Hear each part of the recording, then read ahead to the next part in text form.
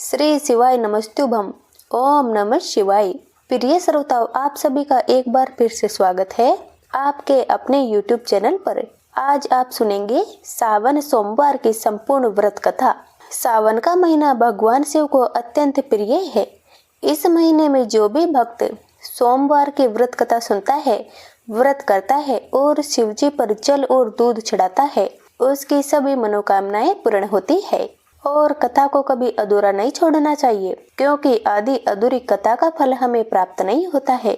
इसलिए कथा को अंत तक अवश्य सुनिएगा और भगवान भोलेनाथ की कथा को लाइक करके कमेंट में ओम नमः शिवाय अवश्य लिखिएगा, जिससे भगवान भोलेनाथ की कृपा आप सभी पर सदैव बनी रहे। तो चलिए अब कथा की शुरुआत करते हैं। किसी गांव में एक साहूकार रहता था, जिसके घर में किसी प्रकार की कोई कमी नहीं थी, परंतु उसको एक दुख था। उसके कोई पुत्र नहीं था। वह इसी चिंता में दिन और रात दुखी रहता था और वह पुत्र की कामना से हर सोमवार को शिव जी का व्रत और पूजन किया करता था। सायंकाल को मंदिर में जाकर शिव जी का दीपक जलाता था। उसके भक्ति भाव को देखकर एक समय माता पार्वती ने भगवान शिव से कहा कि प्रभु, वह साहूकार आपका अनन्य भक्त है और सदैव आपका व्रत और पूजन बड़ी श्रद्धा से करता है। इसकी मनोकामना आप पूर्ण कीजिए। तब भगवान शिव ने कहा, हे पार्वती, ये संसार कर्म क्षेत्र है। जैसे किसान खेत में जैसा बीज बोता है, वैसे ही फसल काटता है, उसी तरह से इस संसार में जैसा कर्म करते हैं वैसा ही फल मिलता है। तब माता पार्वती ने अत्यंत आग्रह से कहा कि महाराज, जब ये आपका भक्त है और इसे किसी प्रकार का दुख है तो आपको उसे अवश्य ही दूर करना चाहिए, क्योंकि आप सदैव अपने भक्तों पर दयालु रहते हैं और उनके दुखों को दूर करते हैं। यदि आप ऐसा नहीं करेंगे तो मनुष्य आपकी सेवा व्रत क्यों करेंगे।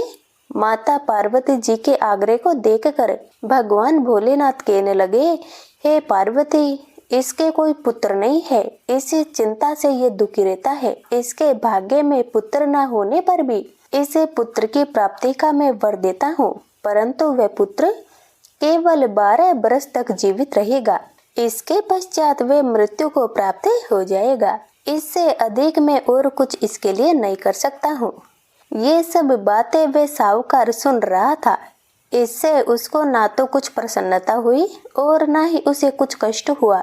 वे पहले के जैसे ही भगवान शिव का व्रत और पूजन करता रहा। कुछ समय व्यतीत हो जाने पर साहूकार की स्त्री गर्भवती हुई और उसे 10वें महीने में गर्भ से अति सुंदर पुत्र की प्राप्ति हुई। साहूकार के घर में बहुत खुशियां मनाई गई, परंतु साहूकार ने उसको केवल 12 वर्ष की आयु जानकर कोई अधिक प्रसन्नता प्रकट नहीं की और ना ही किसी को ये भेद बताया। जब वह लड़का 11 वर्ष का हो गया तो बालक की माता ने उसके पिता से उसके विवाह के लिए कहा, परंतु साहूकार कहने लगा, मैं अभी इसका विवाह नहीं करूंगा और इसे पढ़ने के लिए भेजूंगा। फिर साहूकार ने अपने साले अर्थात उस बालक के मामा को बुलाकर उसको बहुत सा धन देकर कहा, तुम इस बालक को काशी में पढ़ने के लिए ले जाओ और रास्ते में जिस स्थान पर भी जाओ वहाँ यज्ञ करना और ब्राह्मणों को भोजन कराते जाना। वे दोनों मामा और भांजा सब जगह यज्ञ करते और ब्राह्मणों को भोजन कराते जा रहे थे। रास्ते में उनको एक शहर पड़ा। उस शहर के राजा की कन्या का विवाह था और दूसरे राजा का लड़का जो विवाह कराने के लिए बारात लेकर आया था, वे एक आंख से काना था।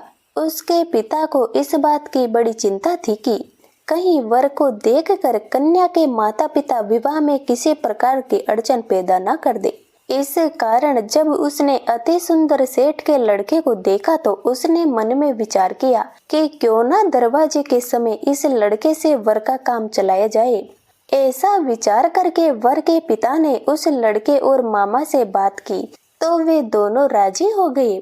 फिर उस लड़के को वर के कपड़े पहनाकर और घोड़ी पर चढ़ाकर दरवाजे पर ले गए और बड़ी सुंदरता से सब कार्य संपन्न हो गए।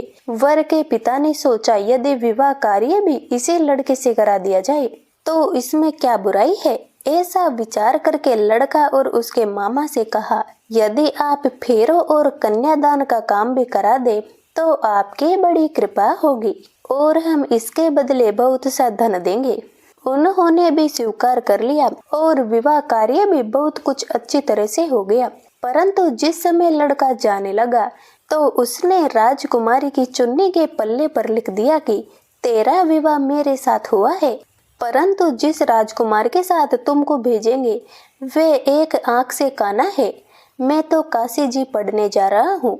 उस राजकुमारी ने जब अपनी चुन्नी पर ऐसा लिखा हुआ देखा तो उसने राजकुमार के साथ जाने से मना कर दिया और कहा कि ये मेरा पति नहीं है, मेरा विवाह इसके साथ नहीं हुआ है, वे तो काशी जी पढ़ने गया है। राजकुमारी के माता पिता ने अपनी कन्या को विदा नहीं किया और बारात वापस चली गई। उधर वह सेठ का लड़का और उसका मामा काशी जी पहुंच गए। वहां जाकर उन्होंने यज्ञ करना और लड़के ने पढ़ना शुरू कर दिया। जब लड़के की आयु 12 साल की हो गई तब एक दिन उन्होंने यज्ञ रचा रखा था कि लड़के ने अपने मामा से कहा कि आज तो मेरी तबीयत ठीक नहीं है। तो मामा ने कहा कि अंदर जाकर सो जाओ। जब लड़का अंदर जाकर सो गया और थोड़ी देर में उसके प्राण निकल गए। जब उसके मामा ने आकर देखा कि वे तो मुर्दा पड़ा है तो उनको बहुत दुख हुआ और उन्होंने सोचा कि मैं अभी रोना पीटना मचा दूंगा तो यज्ञ का कार्य अधूरा रह जाएगा। अतः उन्होंने जल्दी से यज्ञ का कार्य समाप्त करके ब्राह्मणों के जाने के बाद रोना पीटना आरंभ कर दिया। संयोगवश उसी समय शिवजी और माता पार्वती उधर से जा रहे थे। पार्वती जी कहने लगी, हे महादेव, कोई दुखियारा रो रहा है, इसके कष्टों को आप दूर करो। तब भगवान शिव बोले, इसकी आयु इतनी थी सो ये भोग चुका है। माता पार्वती ने कहा कि महाराज आप कृपया करके इस बालक को और आयु दे दीजिए, नहीं तो इसके माता पिता तड़प तड़प कर मर जाएंगे। पार्वती जी के इस प्रकार बार बार आग्रह करने पर भगवान शिव ने उसे जीवन दान दे दिया और शिव जी की कृपा से लड़का जीवित हो गया। शिव जी और माता पार्वती कैलाश पर्वत पर चले गए। तब इस प्रकार यज्ञ करते हुए लड़का और उसके मामा अपने घर की ओर चल पड़े। रास्ते में उसी शहर में गए जहां उसका विवाह हुआ था और वहां पर आकर यज्ञ किया तो लड़के के ससुर ने उसे पहचान लिया और अपने महल में ले जाकर बहुत दास दासियों सहित आदर पूर्वक लड़की और जमाई को विदा किया। जब वे अपने शहर के निकट आए तो मामा ने कहा, मैं पहले तुम्हारे घर जाकर सबको खबर करता हूँ। जब मामा घर गया तो लड़के के माता पिता अपने घर की छत पर बैठे हुए थे। उन्होंने ये प्रण कर रखा था कि यदि हमारा पुत्र सकुशल घर आएगा तो राज्य कुशी नीचे आ जाएंगे, नहीं तो छत से गिरकर अपने प्राण त्याग देंगे। इतने में उस लड़के के मामा ने जाकर ये समाचार दिया कि आपका पुत्र आ गया है, परंतु उनको विश्वास नहीं हुआ। तब उसके मामा ने शपथ पूर्वक कहा कि आपका पुत्र अपनी पत्नी के साथ बहुत सारा धन लेकर आया है। तो सेठ ने आनंद के साथ उसका स्वागत किया और बड़ी प्रसन्नता से रहने लगे। इस प्रकार जो भी व्यक्ति सोमवार का व्रत करता है अथवा इस कथा को पढ़ता या सुनता है, भगवान भोलेनाथ उसके सभी दुखों को दूर करके उसकी समस्त मनोकामनाओं को पूर्ण करते हैं। अब सुनिए सोमवार की दूसरी कथा। एक बार की बात है माता पार्वती जी शिव जी को पति के रूप में प्राप्त करने के लिए घोर तप कर रही थी।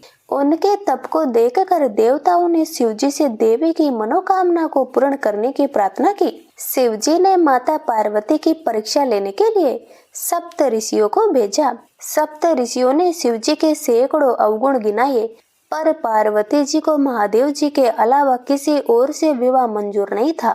तब शंकर जी ने स्वयं पार्वती जी की परीक्षा लेने की ठानी। तब भगवान शंकर स्वयं प्रकट हुए और पार्वती जी को वरदान देकर अंतर ध्यान हुए। इतने में पार्वती माता जहाँ तप कर रही थी वहीं पास में तालाब में मगरमच्छ ने एक लड़के को पकड़ लिया। लड़का जान बचाने के लिए चिल्लाने लगा।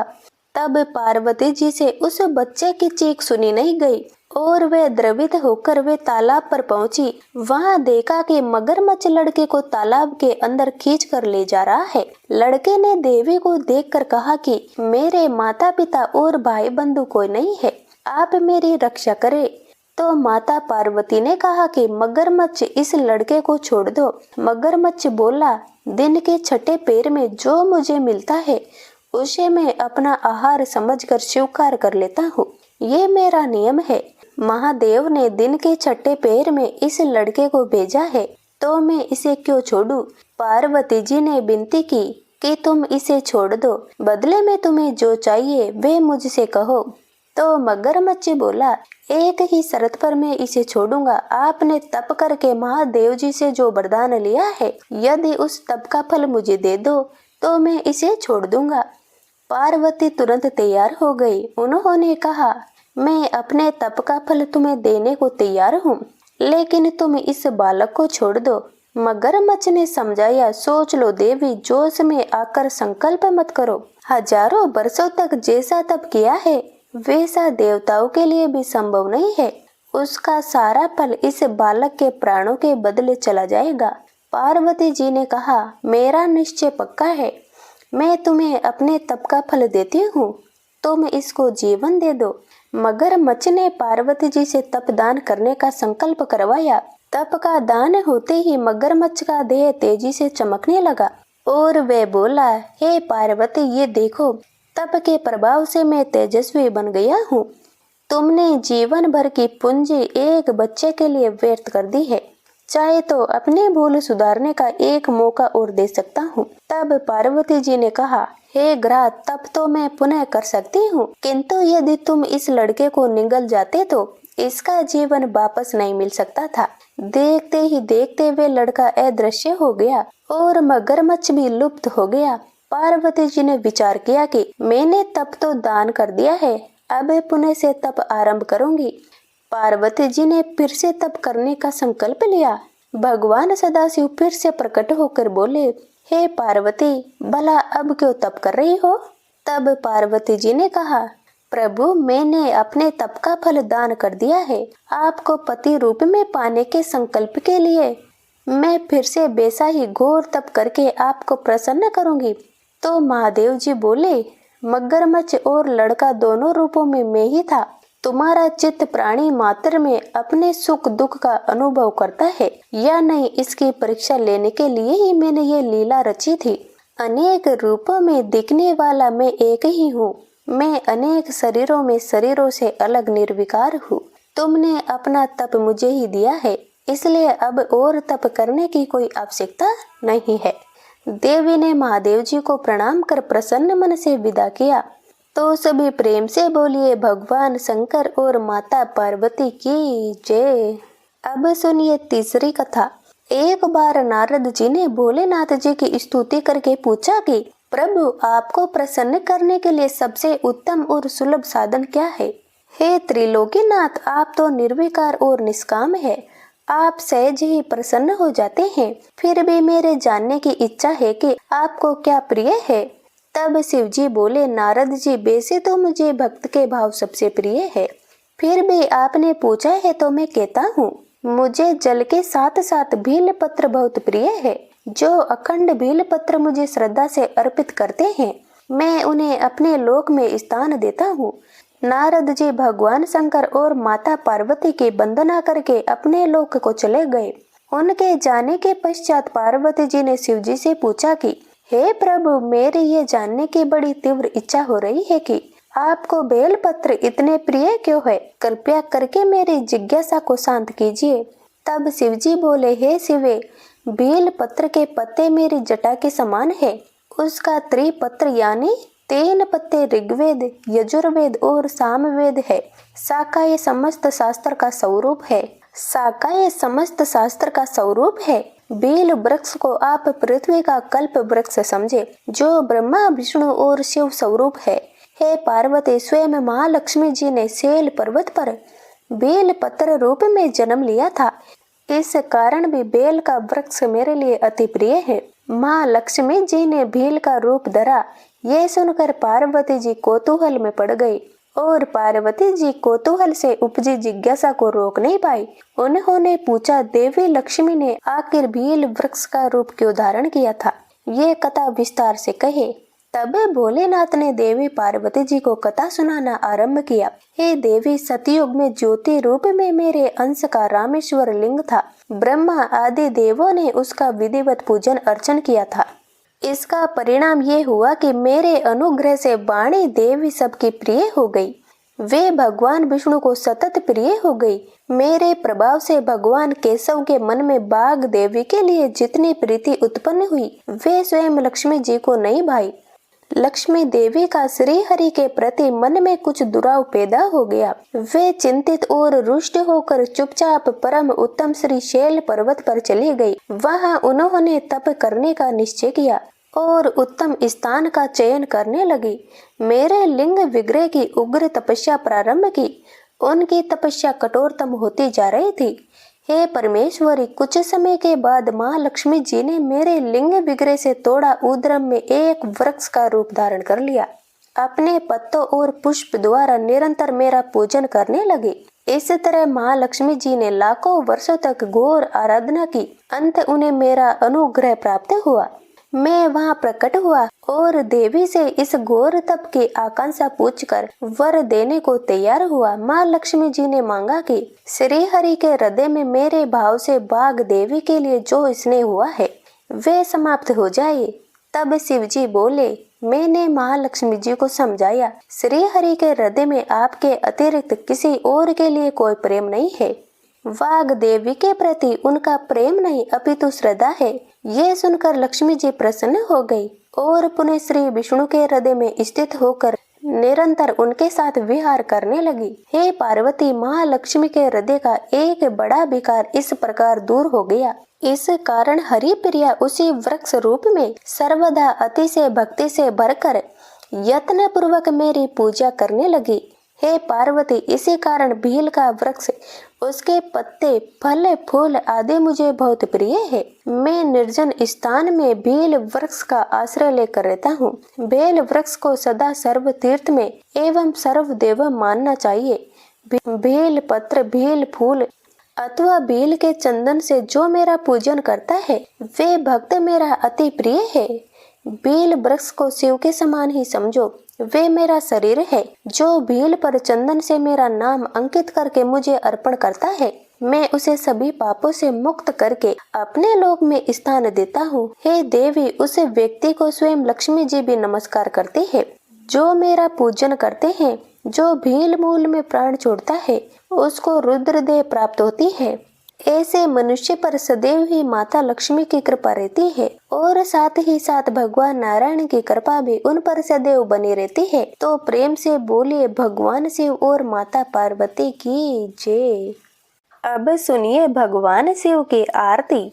ओम जय शिव ओमकारा, ओ स्वामी जय शिव ओमकारा। ब्रह्मा विष्णु सदा शिव अर्धांगी धारा। ओम जय शिव ओमकारा।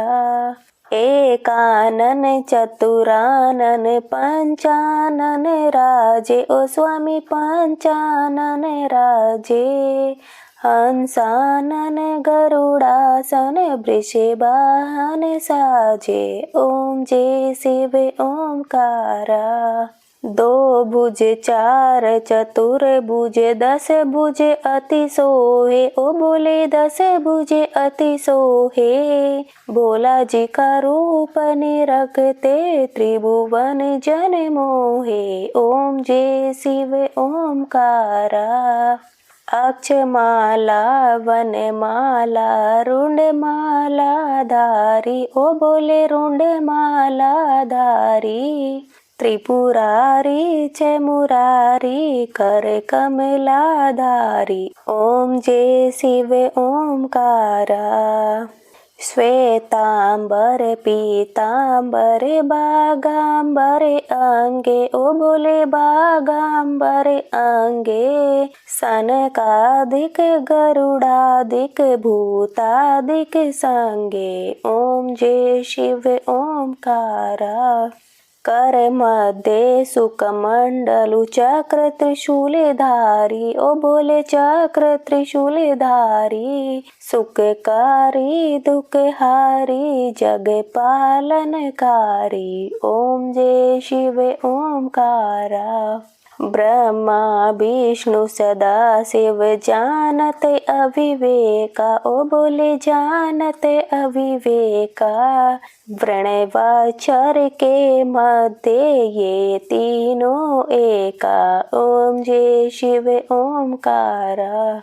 त्रिगुण स्वामी जी की आरती जो कोई नर गावे। ओ बोले जो कोई नर गावे, कहते शिवानंद स्वामी सुख संपत्ति पावे। ओम जय शिव ओमकारा। ओम जय शिव ओमकारा। ओ स्वामी जय शिव ओमकारा। ब्रह्मा विष्णु सदा शिव अर्धांगी धारा। ओम जय शिव ओमकारा।